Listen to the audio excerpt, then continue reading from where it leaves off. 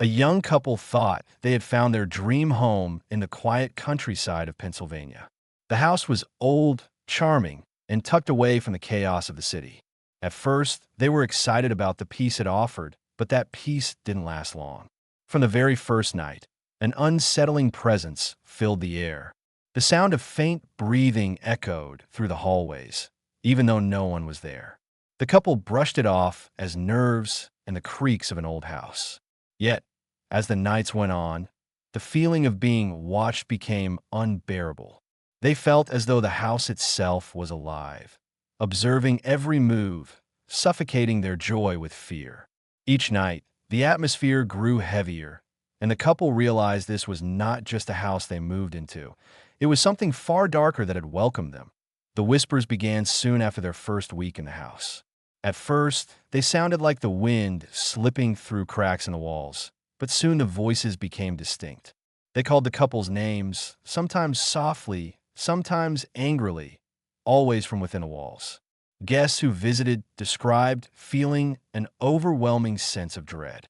A close friend claimed he saw a woman standing in the corner of the living room, staring, only to vanish when the lights flickered. The whispers never ceased at night, wrapping around their ears like invisible hands. The family couldn't sleep, as the sounds traveled through every wall, every room, as though the house itself was alive and whispering its secrets. No matter how loud they played music or turned on the television, the voices always cut through. The realization hit them. They weren't alone, and they never had been. The legend of the house was shared to them by an elderly neighbor who had lived in the area his whole life. He told them about a woman accused of witchcraft centuries ago, one who was said to have cursed the land after she vanished mysteriously. Locals spoke of dark rituals, sacrifices, and a pact with something sinister. The couple tried to dismiss the tale as folklore, but things began to change.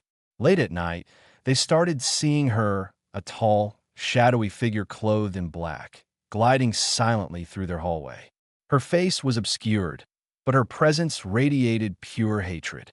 The children woke up screaming, describing a lady in black who stood by their beds.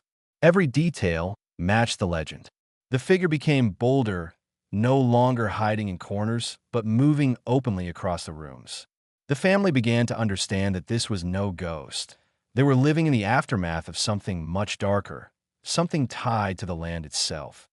The house soon showed signs of life beyond the whispers and shadows. At night, the walls seemed to expand and contract as if the home itself was breathing.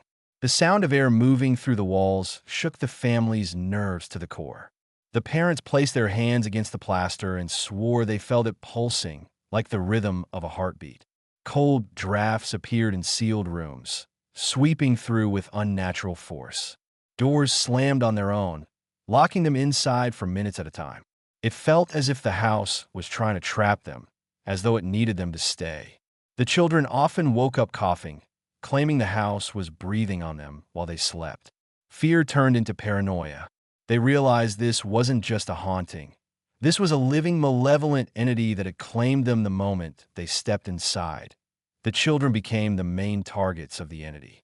They began talking to someone their parents could not see, describing her as the Shadow Lady.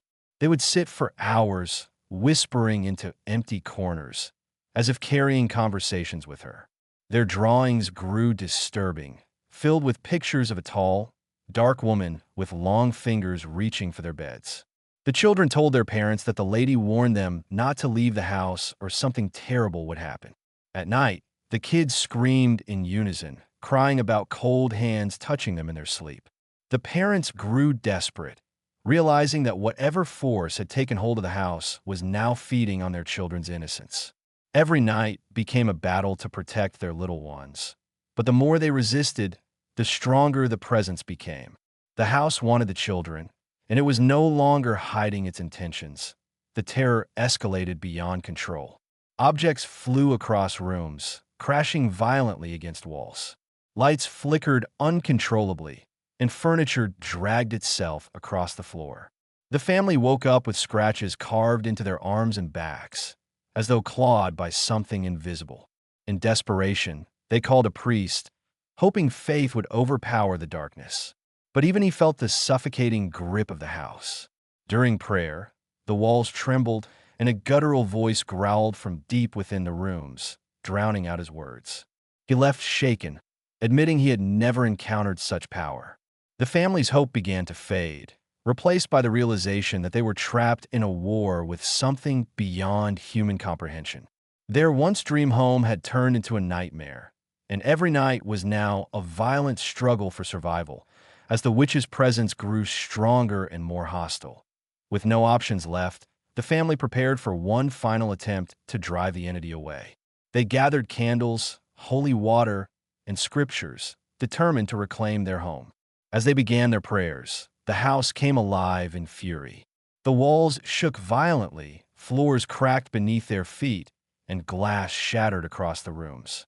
The air grew thick, almost impossible to breathe, as the witch's voice echoed in every direction, mocking them, cursing them, warning them they belonged to her. Shadows twisted across the ceiling, forming her figure, stretching toward them with clawed hands. The children clung to their parents, screaming in terror as the entire home roared like a living beast. It was no longer just about faith. It became a desperate battle between light and darkness. In that moment, they realized they might not survive, but they had to try or be consumed forever. Finally, pushed to the brink of madness, the family made their decision. They left everything behind, their furniture, their belongings, even cherished memories, fleeing in the dead of night. They drove away without looking back, too terrified to see what might follow. The house remained standing, abandoned yet alive, waiting. Neighbors swore that strange lights and screams still echoed from inside. Some who dared to enter claimed they felt watched from every corner, their breaths stolen from their lungs as though the house was feeding on them. A few even claimed they saw her, the witch in the shadows, still wandering, still waiting. For the family, survival meant leaving behind everything they thought they wanted. The house had taken enough, but it was never finished. It continued to breathe, to whisper, and a hunger for the next soul bold enough to step through its doors.